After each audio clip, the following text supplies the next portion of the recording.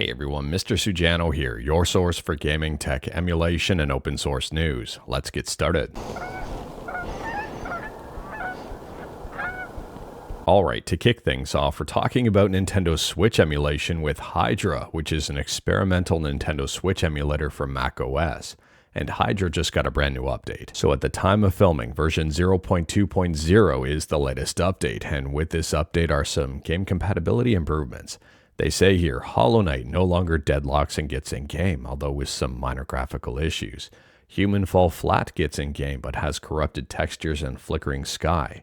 Double Dragon gets in-game, but with graphical issues, and Deer God boots, but ignores input. On top of that, they've added in controller support, display resolution configuration, toggle handheld mode on and off, custom sys modules like Tesla Overlay can now be launched on startup, and GPU frame capture with a Command+P shortcut. Now it is worth noting, Hydra is still in very early stages of development, but I would say the improvements so far are pretty impressive. And speaking about improvements, next up we're talking about MAME, which stands for Subscribe to Mr. Sujano, or Multiple Arcade Machine Emulation, depending on how you wanted to interpret that. Anyways here, MAME just released version 0.281. Now, as per usual, this update is pretty big for MAME. I mean, every single month they put out a brand new version here, and every single month there's a whole bunch of stuff that's been fixed, there's improvements, and pretty much new features every single time. So one of the big things this month, they say, first of all, with the proliferation of ARM-based notebook computers, we're going to try offering binary packages for people running 64-bit ARM versions of Windows 10 or later. Please be aware that most MAME developers are still using x86 64 systems, so you may encounter issues specific to ARM systems. Additionally here, they say there are some emulation improvements to the sound chip used by the Akai MPC samplers, as well as the SNK Hyper Neo Geo 64, although it's still preliminary. There is quite a bit in this write-up, and if you're interested and wanted to learn more about it, like everything we talk about, link will be within the GitHub link in the bottom of the description below. I don't hide my sources. And speaking about big updates, next up here we're talking about SaveState, which is a user-friendly GUI application for Windows and Linux to easily back up and restore video game save files, especially useful for games without cloud saves or for managing multiple save locations. And SaveState just got a big update. So at the time of filming, SaveState version 1.4.4 is the latest update. And they say massive Linux overhaul, new emulators, and major stability gains. So if you are on Linux, it does seem as if finding game saves is going to be a whole lot easier with rewritten and supercharged Linux Save Path Engine. On top of that, the new emulators here are Nintendo DS emulator Melon DS and N64 emulator Gopher 64. On top of that, they've got a whole bunch of fixes and even more improvements, like improved emulator profile detection for MGBA and SNES 9X. And speaking about Linux stuff, next up we're talking about Proton, specifically GE Proton, where GE stands for Glorious Egg Roll, and something else I just can't quite put my finger on it. Anyways here, for those who may not be aware, this is a fork of Proton. Sometimes using GE Proton's games work better, sometimes maybe not. It's definitely worth checking out, at least experimenting with if you're on the Steam Deck or just gaming on Linux in general, at least in my opinion. For example, Dragon Ball Sparking Zero I found to work a lot better with GE Proton. And also Dragon Ball FighterZ worked better with GE Proton, at least for me. Anyways here, we talked about this one, at least I think we did like 5 days ago, GE Proton 1016 that released. And anyways here, they just released GE Proton 1017. So with this update, they say it's just a hotfix refresh release, but they do update DXVK and other main components. And it fixes Warframe crash and possibly a few others. And speaking about crashes, maybe crashes as a result of possible thermal throttling. I don't know, that's a huge stretch for a segue, but here we are. We're talking about the Motorola Edge 70, which was just leaked here, and it's supposed to be impossibly thin and incredibly tough. And I would say I'm incredibly worried about this thing thermal throttling with gaming. I mean, it's super thin, and I don't know how it's going to dissipate the heat. Now, I could be wrong on this, but it seems they're trying to compete against devices like the iPhone Air. Let me know your thoughts about this one. Personally here, I'd just prefer a normal-sized smartphone. I'd want some better heat dissipation as well as possibly a bigger battery. Who knows, maybe that's just me, maybe that's a hot take, maybe thin phones are going to be the new thing. And speaking about new things, next up here we're talking about Raspberry Pi, and Raspberry Pi has just unveiled and released the Raspberry Pi 500 Plus. It's priced at $200. It features a Raspberry Pi 5. And also the keys on this one are removable and replaceable. Now, I'm not going to lie here. I bristle a little bit, and maybe a little bit more than a little bit, at a $200 price point for a Raspberry Pi. I would argue this is more of a niche product, especially for those keyboard enthusiasts. The end result here, I'm not going to lie, looks pretty cool, and I think these are cool features, and it does come with an SSD, a 250 gig SSD. But at the same time here, I mean, $200, they're no longer cheap. Let me know your thoughts about this one in the comments below. Now, if you are interested in a Raspberry Pi 500 Plus, I would recommend checking out Jeff Geerling's video. He's already got one. He takes it apart. He also hooks it up to an external GPU. And overall here, the most interesting thing I found about it was the power consumption. So I guess without the LEDs on the keyboard, it runs at like 4 watts. With those LEDs at full brightness behind the keyboard, it runs at 7 watts, almost doubling the energy use. And speaking about energy use, next up here, we're talking about Pokemon. And I'm really curious to see if the Pokemon lawyers are going to go after the US government for utilizing Pokemon IP in some advertising. We're going to have to wait and see on that one, but Pokemon has responded to the Department of Homeland Security's use of Ash Ketchum and the Pokemon series theme tune. So here's the quote from Pokemon that's up on IGN. "We are aware of a recent video posted by the Department of Homeland Security that includes imagery and language associated with our brand. Our company was not involved in the creation or distribution of this content, and permission was not granted for the use of our intellectual property." We're going to have to wait and see what's next. If that ad gets pulled, if Pokemon files a lawsuit, I really don't know here. Considering it's the US government, I'm assuming things may be handled a little bit different than normal. If you wanted to learn more about this one, along with reading some quotes from the former Pokemon chief legal officer, I would recommend checking out that IGN article. Overall here, without getting political, sometimes it's just interesting to sit on the sidelines and watch stuff happen. Let me know your thoughts. And speaking about Nintendo and big deals, next up we're talking about the Nintendo of America president, Doug Bowser, or should I say former president Doug Bowser. Anyways, I don't know if he's going to go by Dougie or something like that once he retires. Anyways, Doug Bowser is retiring. Now, to be honest with you here, I'm not necessarily sure if this is a voluntary retirement or an involuntary retirement. And we will never, ever know that. At least I don't think so. I don't think Nintendo would ever disclose that. I don't think Doug Bowser would. And I definitely don't think Doug Bowser's replacement would, who is going to be Devin Pritchard. So Doug Bowser is with Nintendo until December 31st, 2025. Curious to see what happens afterwards. It's way too early to predict what Devin Pritchard is going to do with Nintendo, if they're allowed to do anything with Nintendo, or if they're just kind of a figurehead for Nintendo in Japan. Really don't know overall, but I'd be curious to see what happens in the next year or so. And speaking about announcements, next up we're shifting from Nintendo to Xbox and talking about the ROG Xbox Ally. And Xbox has officially confirmed pricing for the ROG Xbox Ally and Xbox Ally X, as well as pre-orders that have just opened up. Anyways here, the ROG Xbox Ally X is priced at $999.99, so basically $1,000. And the ROG Xbox Ally is priced at $600. So the standard ROG Ally, priced at $600, features an AMD Ryzen Z2A chip. And the Xbox ROG Ally X features the Z2 Extreme chip. I'm curious to know if anyone buys these things for holiday season for their kids and thinks that these can play standard Xbox games, and maybe buy some physical Xbox games to go along with them. Now, pre-orders for these are already up and active, and they officially launch on October 16th. And I am very curious to see them in action. I'm very curious to see them go head-to-head with other handhelds. And I'm curious to know if the ROG Xbox Ally cleanly beats the Steam Deck overall. I think that's closer to the price of the Steam Deck.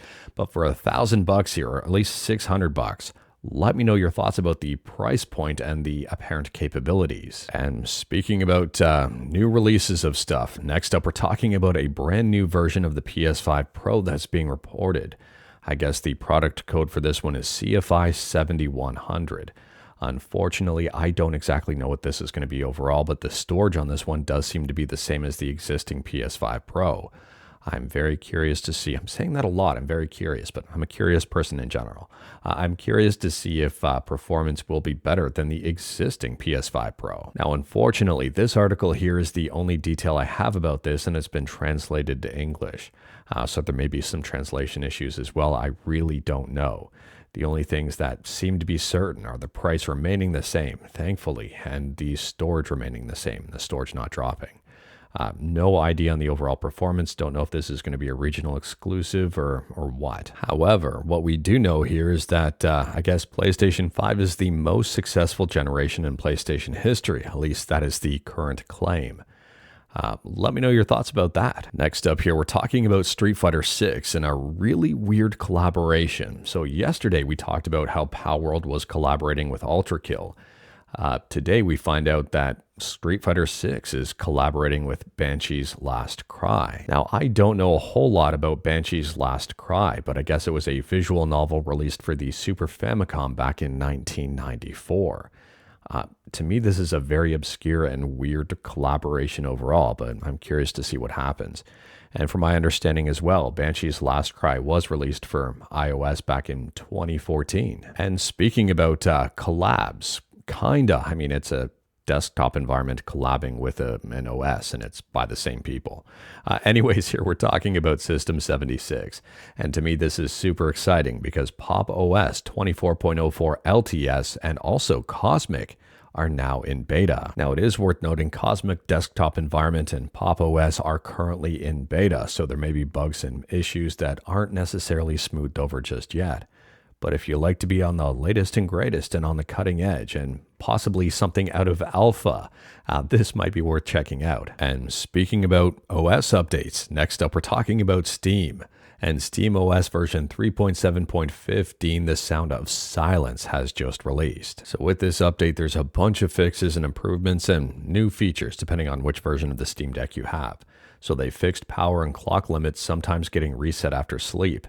They fixed a case where Wi-Fi would fail to connect after sleep, and they've improved battery charge time estimation. For Bluetooth, they say here, re-enabled experimental wake on Bluetooth support for the Steam Deck LCD, which surprisingly or unsurprisingly is the version I have. It includes support for LE peripherals as well. On top of that, and I think a lot of people are going to be excited about this one, they fixed the volume jumping to 100% upon removing the 3.5mm headphones. They fixed USB audio devices not being automatically switched to when connected, and they've removed non-functional Pro Audio profile setting in desktop mode, which would disable audio until deselected. I'm a very big fan that they've done this. And speaking about being a big fan of something, next up here we're talking about GOG. Now, if you're not familiar with GOG, I do really recommend checking it out. I mean, GOG sells games DRM free, which means you kind of own them and they can't really take them away from you. They're not licensed to you per se, you actually own the game.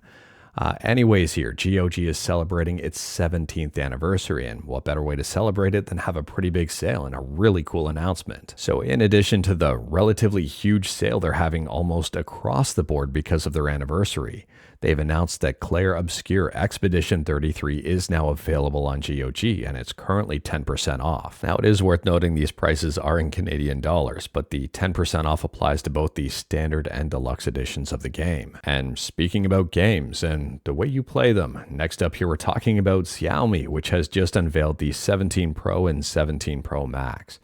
And taking a look, there are a couple of very interesting things here. First and foremost, they've introduced a screen on the back of the phone.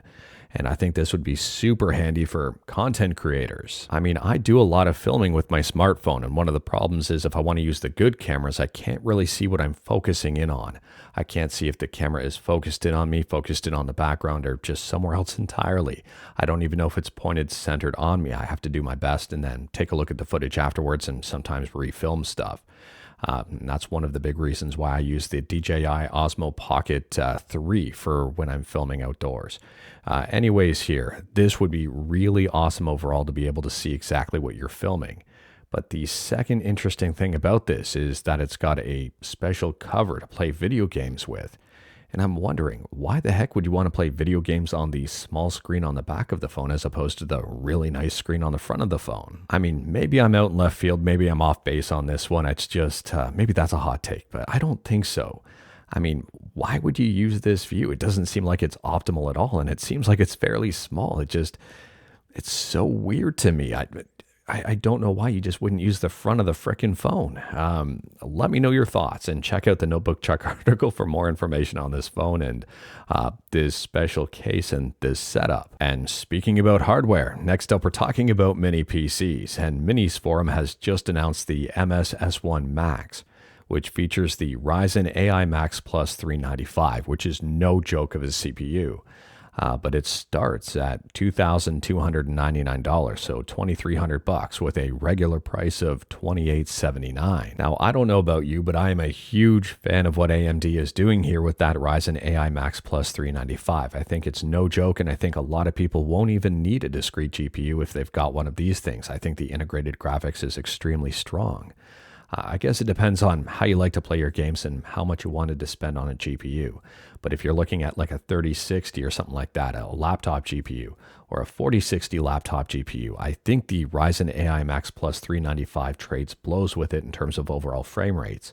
Could be wrong with that, but I don't think so. Anyways, there's videos on YouTube even comparing this chip against the AI9HX370. And it gets like triple the frame rate. Anyways, without going on too much of a tangent here, getting that kind of power does not come cheap.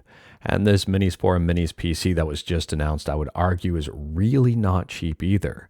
And if you were thinking about picking this one up because of the fact that it does have that 395 plus in it, or AI Max Plus 395, there are some other options out there. Now, I'm not saying don't check out the Minisforum and buy something else, but I will say that there are other options that may be a little bit cheaper that contain the AI Max Plus 395, like the GPD Win 5 here, which is priced almost $1,000 cheaper, $1,650. And there's also this Framework Mini PC that I would argue probably has better cooling, and this one starts at $1,599. And then there's this ROG Flow Z13 2-in-1, which does feature a screen and keyboard here, priced at, I think this is in Canadian dollars, maybe it's in US dollars.